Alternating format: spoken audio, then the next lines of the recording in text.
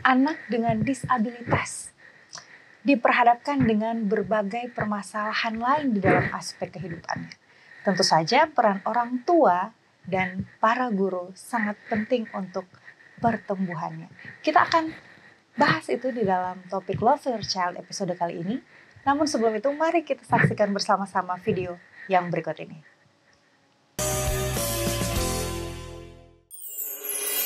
Hopers, hal yang paling membahagiakan adalah keluarga. Sayangi keluarga apapun perbedaannya. Demikian ungkapan Bapak Presiden kita, Joko Widodo, tentang keluarga. Keluarga bukanlah sekedar unit terkecil dalam masyarakat, tetapi juga pangkalan yang kokoh bagi pertumbuhan dan perkembangan setiap individu di dalamnya. Ketika kita berbicara tentang anak-anak dengan disabilitas fisik, peran keluarga menjadi teramat penting. Dalam dunia yang seringkali penuh kompetisi dan tantangan, maka dukungan dan cinta dari keluarga akan menjadi fondasi yang sangat menentukan kesuksesan bagi anak-anak disabilitas. Keluarga memiliki peran yang krusial dalam mendidik anak-anak dengan disabilitas. Mereka bukan hanya tempat di mana anak-anak belajar nilai-nilai dan keterampilan sehari-hari, tetapi juga menjadi landasan emosional dan dukungan yang sangat dibutuhkan bagi anak-anak yang menghadapi tantangan fisik. Keluarga adalah lingkungan pertama di mana anak-anak dengan disabilitas fisik belajar merasa diterima dan dicintai apa adanya. Dukungan emosional yang diberikan oleh orang tua dan anggota keluarga lainnya sangat membantu membangun rasa percaya diri dan harga diri anak-anak ini. Tanpa dukungan positif dari keluarga, anak-anak dengan disabilitas fisik mungkin merasa rendah diri atau tidak percaya diri dalam menghadapi dunia di luar sana. Selain itu, keluarga juga berperan sebagai pendukung utama dalam pendidikan anak-anak dengan disabilitas. Orang tua perlu aktif berkolaborasi dengan pendidik di sekolah dan tenaga profesional lainnya untuk mengidentifikasi kebutuhan khusus dari buah hatinya dan mengembangkan strategi pembelajaran yang sesuai. Dengan dukungan yang kuat dari keluarga, putra-putri bangsa ini dapat mengatasi hambatan-hambatan dalam belajar dan mencapai potensi mereka secara penuh. Tidak dapat disangkal bahwa keluarga memiliki dampak yang besar bagi kualitas kehidupan anak-anak dengan disabilitas fisik. Mulai dari dukungan emosional hingga pembangunan lingkungan yang inklusif dan suportif dari keluarga akan mendukung perkembangan dan keberhasilan mereka. Oleh karena itu, peran komitmen dari ayah dan ibu serta seluruh anggota keluarga dalam mendidik anak-anak disabilitas akan menjadi kunci utama menuju masa depan yang cerah bagi anak-anak berharga ini.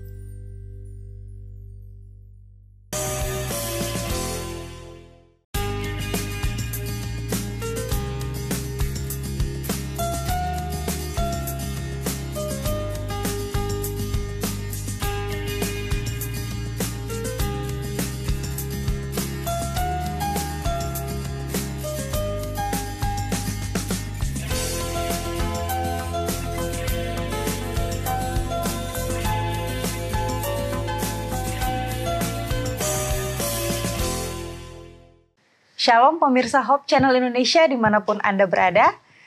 Senang sekali kembali kita boleh bertemu kembali dalam episode Love Your Child kali ini. Dan kita akan membahas tentang sukses mengasuh anak dengan disabilitas.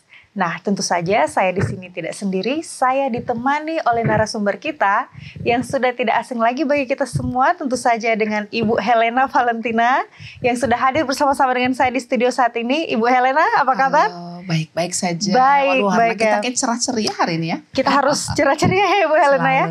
Selalu apapun cerah. Kondisinya ya. Ya, betul. Dan pada kali ini kita akan membahas satu topik, Ibu Helena, kita akan sukses mengasuh anak dengan disabilitas seperti apa, seperti itu kan? Karena memang kan semua anak itu adalah anugerah Tuhan. Benar ya. Jadi, Ibu Helena. apapun yang Tuhan berikan, kita akan lakukan yang terbaik buat dia dan kita akan pertanggungjawabkan pada Tuhan satu saat nanti. Begitu ya Bu Jelly ya? Itu kan titipan ya Ibu Helena, kurang lebih sekali. Seperti itu. Nah ini kan mungkin ada sebagian orang yang kalau kita memandang dari jauh, kayaknya agak susah nih menjadi parents dengan anak disabilitas seperti ini, Bu Helena. Nah mungkin sebelum itu Ibu Helena bisa menerangkan lebih Apa sih kepada disabilitas kami gitu maksudnya? apa ini mungkin pemirsa yang ada di sana ada yang sudah familiar, tapi mungkin ada juga yang apa sih dikategorikan seperti apa sih disabilitas itu? Iya, banyak juga orang mengatakan anak berkebutuhan khusus, ABK, special need gitu ya, special need children gitu.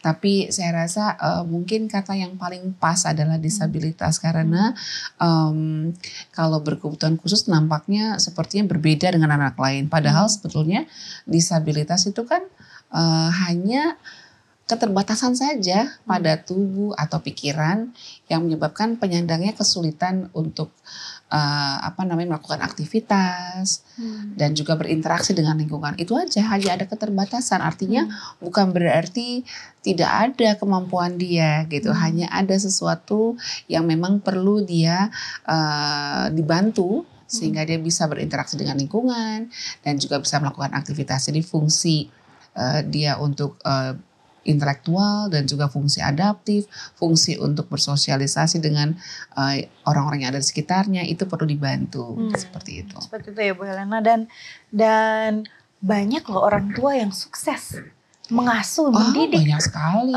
Banyak kan anak-anak disabilitas yang akhirnya jadi orang-orang hebat loh. Ya, Stephen Hawking salah satunya. Walaupun kita mungkin tidak setuju dengan prinsip tentang ketuhanan ya, tapi dalam hal yang lain dia menyumbang banyak loh bagi dunia ilmu pengetahuan ya kan.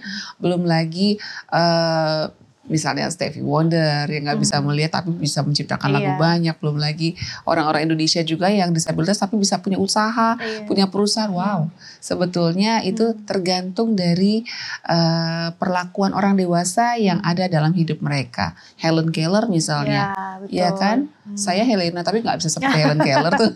Iya, jadi Ibu Helena ini dalam mengasuh anak dengan disabilitas ini, tentu saja kan kita memerlukan sesuatu yang apakah itu berbeda dengan anak lain, karena kita tahu bersama mungkin mereka ada keunggulan tertentu, tetapi juga mungkin ada treatment khusus betul. Bagi mereka. Ya, jadi kan disabilitas ini kan macam-macam ya Bu Jeli ya. Jadi ada disabilitas penglihatan, jadi kesulitan dalam melihat gitu ya, pendengaran, atau juga disabilitas intelektual, sehingga dia untuk untuk IQ-nya mungkin di bawah rata-rata anak seusianya. Kemudian disabilitas fisik, mungkin ada yang nggak lengkap tubuhnya gitu. Kemudian disabilitas sosial nih, hambatan mengendalikan emosi. Wah, ini berat juga, saya pernah nanganin anak seperti ini ya. Kontrol sosialnya, perilakunya menyimpang. Dan juga gangguan ADHD, untuk konsentrasi susah banget gitu ya. Untuk kendalikan diri dalam mengerjakan sesuatu dengan rentang waktu yang konsentrasi itu susah, cukup pendek gitu. Kemudian juga ada autism dengan spektrumnya ya. Lalu ada juga gangguan ganda. Ya, ada yang double gitu. Ada yang double ya. Ya, kemudian juga ada slow learner. Jadi hambatan dalam belajar sehingga kalau ngajarin dia tuh perlu waktu lebih lama daripada anak-anak sebayanya. Ada juga specific learning disability seperti kesulitan dalam membaca, disleksia dan seterusnya, dan kemampuan komunikasi tunawicara misalnya. Jadi memang setiap disabilitas itu penanganannya tentu saja berbeda. Oke Bu Helena, kita akan membahasnya lebih lanjut. Pemirsa tetaplah bersama kami di Love Your Child.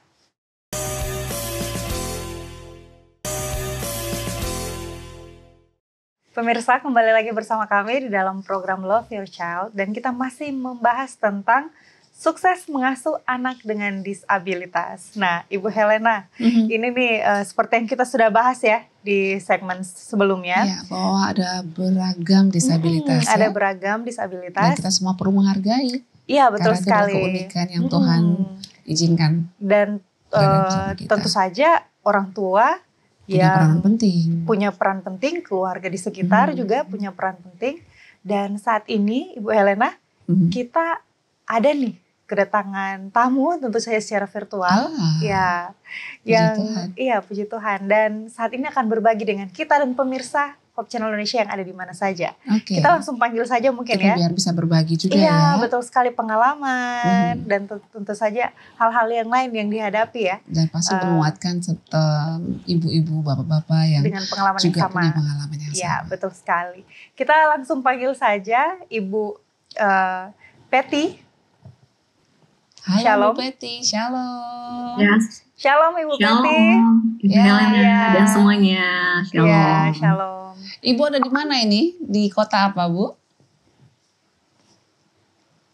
Saya tinggal di Tangerang. Oh Tangerang, berarti tinggal dekat di dengan Tangerang Jakarta ya. ya. Oke.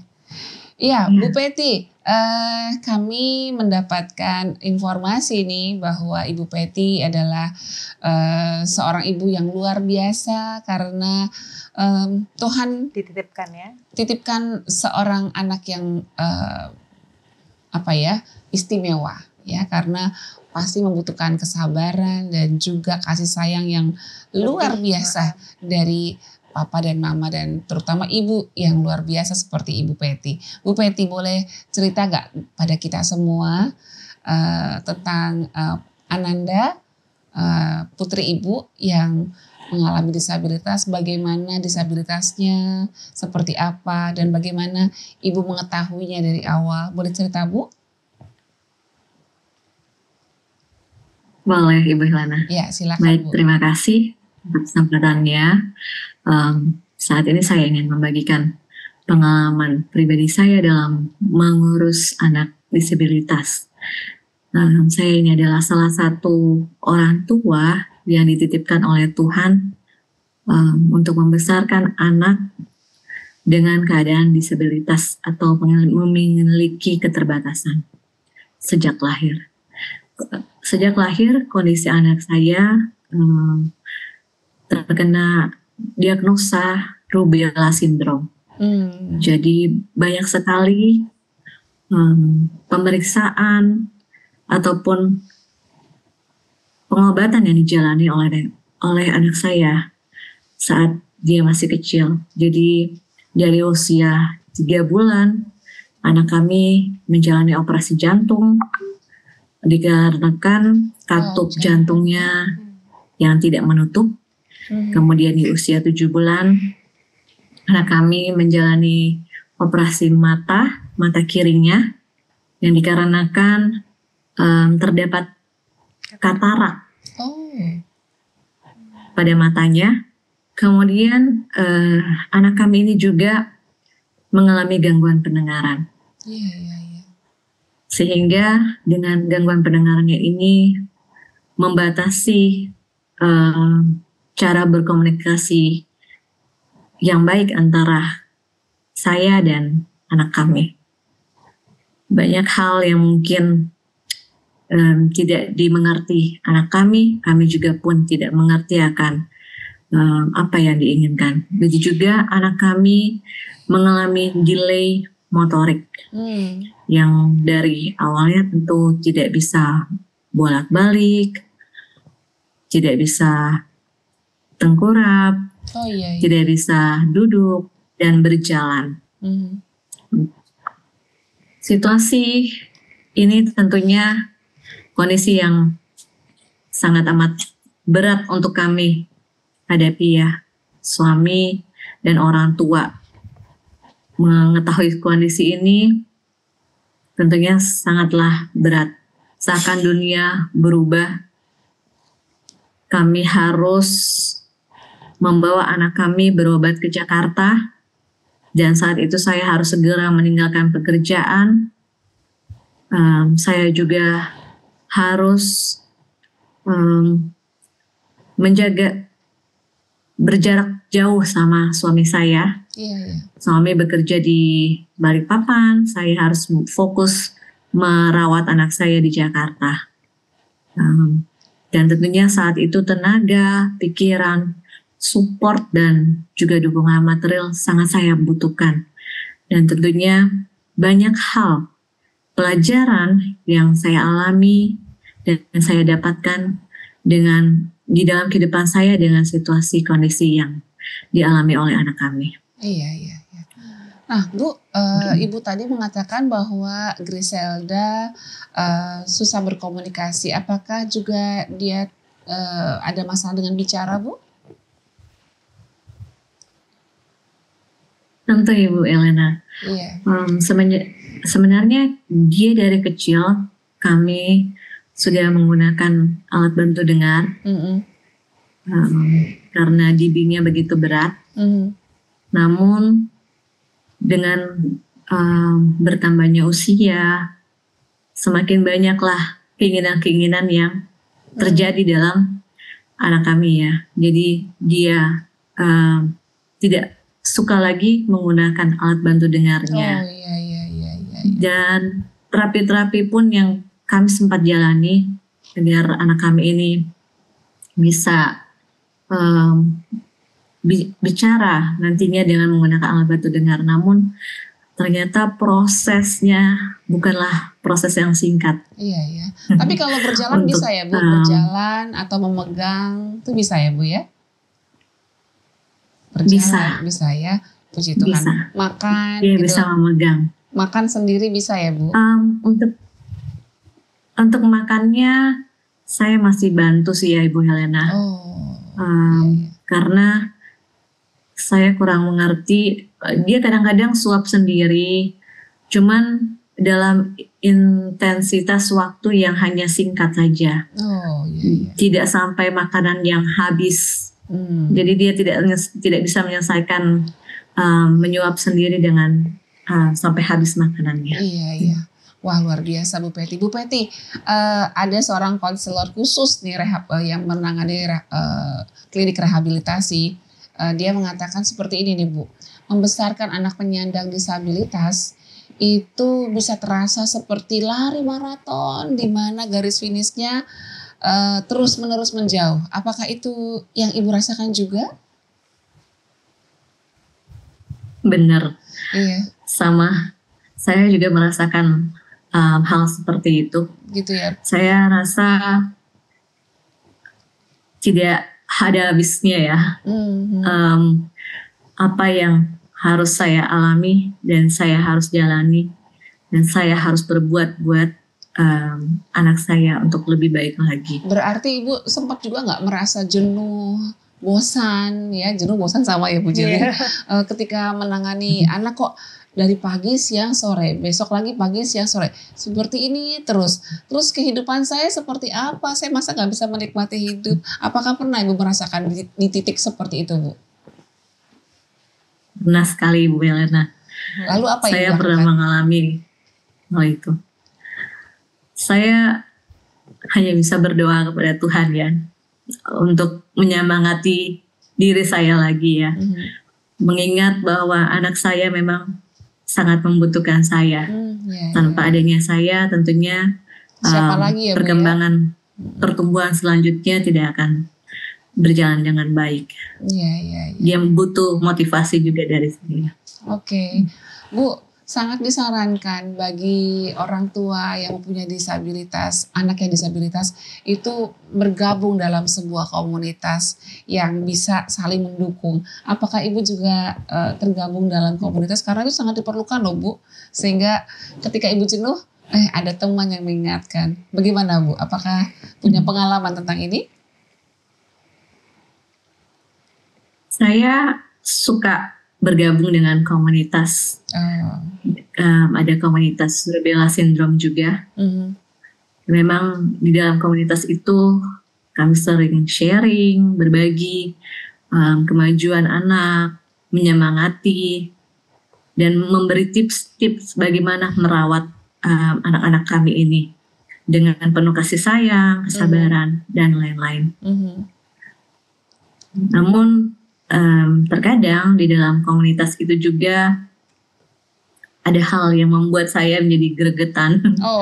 Oleh karena Ibu bukan menjadi jadi kepikiran karena perkembangan anak yang lain saya rasa mereka lebih cepat daripada perkembangan anak saya. Iya. Jadi kadang-kadang saya Ibu pikir merasa gagal gitu ya Bu ya? Saya ini apa yang kurang dari saya lakukan untuk anak saya gitu. Betul. Ya, memang itu manusiawi. Memang itu ditemukan juga sih Bu. Di seluruh dunia juga ada hasil-hasil penelitian yang menunjukkan bahwa banyak ibu-ibu dari orang tua disabilitas akhirnya merasa marah, kesel, kecewa, terutama ketika tanpa sadar melihat, loh kok anak lain bisa lebih dari saya kemajuannya. Nah kalau saya boleh pesan Bu, boleh ya saya kasih pesan ya Bu. Ibu jangan pernah membandingkan, jangan Bu, sudahlah. Ini Griselda ini unik dengan segala keistimewaannya ya Bu ya. Oke, mungkin yang lain bisa berkembang lebih daripada anak kita menurut kita. Tapi Griselda mungkin satu saat nanti Bu, mungkin seminggu lagi, mungkin sebulan lagi, kita nggak tahu ya Bu ya. Ibu semangat saja dan ingat bahwa ini miliknya Tuhan Bu, kita hanya dititipi saja ya Bu ya. Pemilik Griselda adalah Tuhan, jadi jangan kecewa Bu, tenang, biarkan Tuhan yang memberikan hikmat pada kita, kesabaran, sehingga kasih sayang kita bisa full buat dia tanpa harus kecewa melihat anak yang lainnya Bu. Ibu Peti ya, semangat ya Bu. Amin. Terima kasih Bu Lana. Oke, terima kasih juga Bu Peti. Iya, Ibu Peti sekali lagi terima kasih sudah berbagi bersama kami. Terutama saya yakin dan percaya pemirsa Hope Channel dimanapun berada juga dapat mendapatkan kekuatan ya, mendapatkan suatu pelajaran yang berharga lewat apa yang sudah Ibu Peti sampaikan. Baik pemirsa, tetaplah bersama kami, kita akan membahasnya setelah pesan-pesan berikut ini.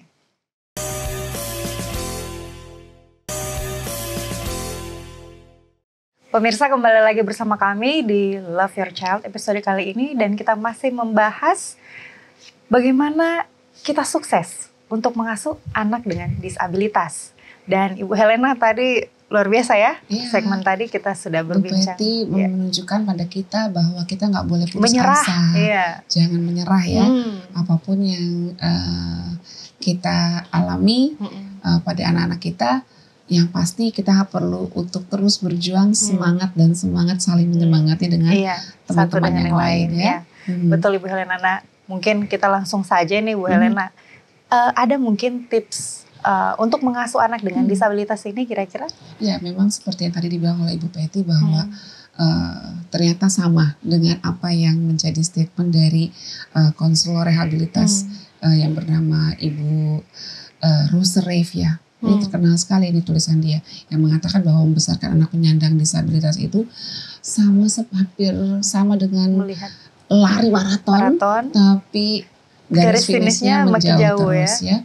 Jadi kita perlu menghargai ya, kita menghormati nih semua orang tua yang mempunyai anak-anak disabilitas, dan kita bisa lihat bagaimana mereka tetap bisa bertahan untuk tetap mencintai anak-anaknya, dan itu membuat mereka bisa menjaga anaknya tetap bertumbuh gitu.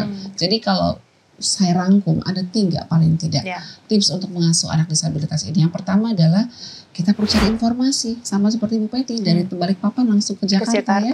Cari informasi sebanyak-banyaknya terkait disabilitas yang disandang putra-putri kita.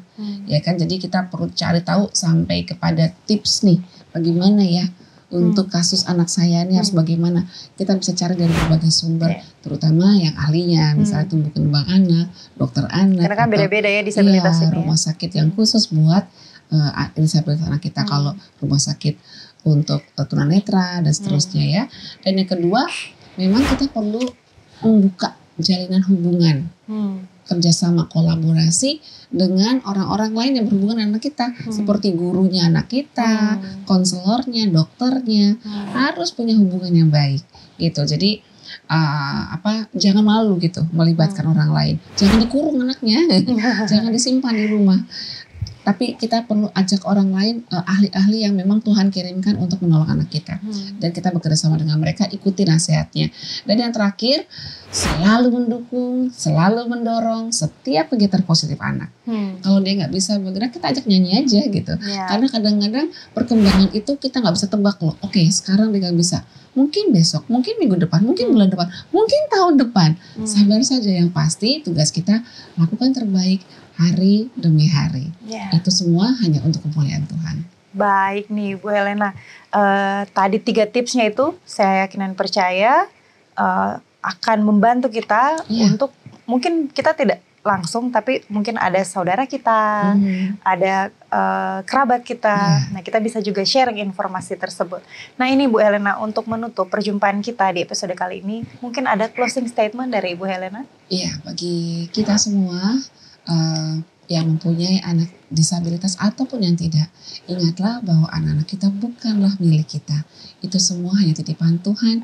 Tugas kita adalah melakukan yang terbaik untuk mereka sehingga mereka bertumbuh, berkembang, dan mengenal Tuhan yang mereka sembah dan yang telah menciptakan mereka. Kiranya ini memuatkan kita semua untuk menjadikan anak-anak kita generasi yang lebih baik. Tentu saja. Baik, terima kasih ya Ibu Helena untuk episode kali ini yang sudah sama-sama kita diskusi dan kita bahas, dan kami juga berterima kasih tentu saja kepada Ibu Peti yang sudah sharing kepada kita, dan terutama juga untuk para pemirsa sekalian yang sudah menyaksikan episode kali ini. Kami mengundang untuk pemirsa sekalian untuk terus menyaksikan episode Love Your Child berikutnya, dan tetaplah bersama kami di Hope Channel Indonesia, televisi yang mengubah hidup Anda.